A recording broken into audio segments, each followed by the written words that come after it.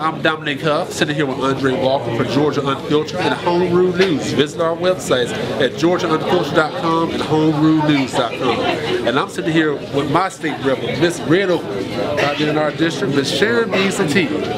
And she's one of the legislators that will be looking at the HB 704. And we want to know pretty much, Ms. Beasley-Teague, how you doing today? All right, how you doing? Doing pretty good. And what have your constituents been telling you about this piece of legislation? The people, constituents I've talked to, said they don't want to pay any more taxes. And they're not necessarily in agreement with having any more government. So when we can get all the paperwork we need, all the surveys and studies and whatnot, we'll sit down and go over the paperwork and see what we're going to come up with. Because see, some of the new cities already are having problems. They're trying to get other cities to take them in. Chattahoochee Hills Country, Milton, they all having problems. And see, to step out there and become a new city, you need some money back.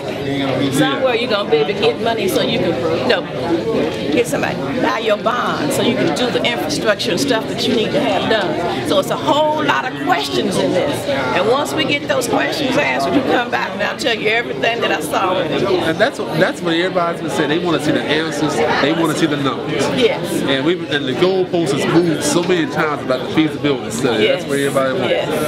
And to get it this late in the session for us, see, stuff like that you should have filed, which I did pre-file the bill, but they didn't have any supporting documents with it. Yeah. So it's like it's kind of DOA. Yes. So we can come up with that. We need to come up with the right information. And I'm glad you told us that about how they feel. That confirms everything that we've been hearing about that. And I know you're trying to, like everybody else, you're trying to get the facts as well. Yes.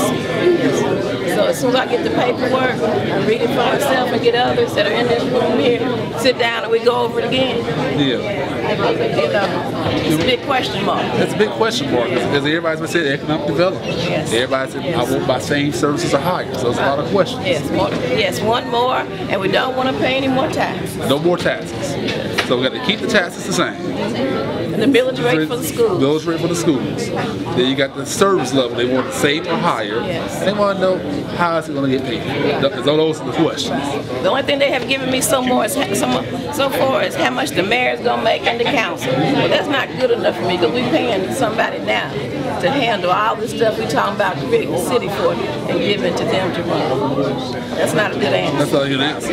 Now, have you seen the study that they say that the preliminary studies out? Yeah, but that's not, I could have done that because it's only if this happened and it only takes in account for, of course, the past, not 2012 and 2011, I believe. Things have kind of changed since then.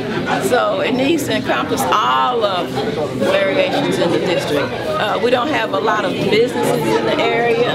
They're saying that Fulton Industrial wants to come in. We have to leave it where we can create more business opportunities in South Fulton. So it's a lot of ifs in it, and the money isn't just there yet. But it's just here and there, and it's a lot of ifs. That's what everybody's saying. It's a lot of what ifs. How can this be? What can we do? Because some of them I would support it, but if. So we get those ifs taken care of, and we can come up with a consensus of what's going to take place. And do you see a difference between 2007 and now? How the pulse of the community's been? Okay.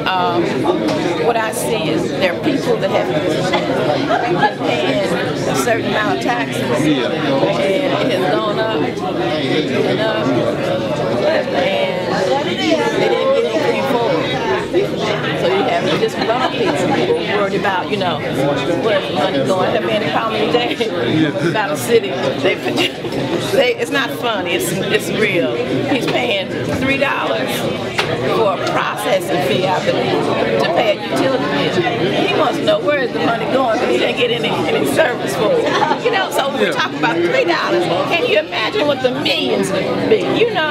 But he's sure enough gonna call me. And he's down here in this district, and I understand because I mail a check to people paying $3, doing it over the telephone. Then they don't realize people when they get around that $3 is not going to windfall for what they're expecting. And that's one of the things about cities to where there's a lot of unknowns. You got to deal with maintaining what you have, and sometimes we have to increase the level of maintenance. Increase the levels of maintenance. We may have to resort to nickel and dime, like a $3 fee. And I think I know what you're talking about, but we'll be nice to them right now. And traffic tickets in some cities' cases. So that's what people are concerned about. That's why we were here 7 years ago was I don't want to be in a city where I feel like it's a speed trap city, where everybody's writing tickets because we need the money. Thank you, because that's what you know what that is. That's what they've been doing. So we don't want to become that either. Yeah, we don't want to become that either. And we do have a quality of life that people like.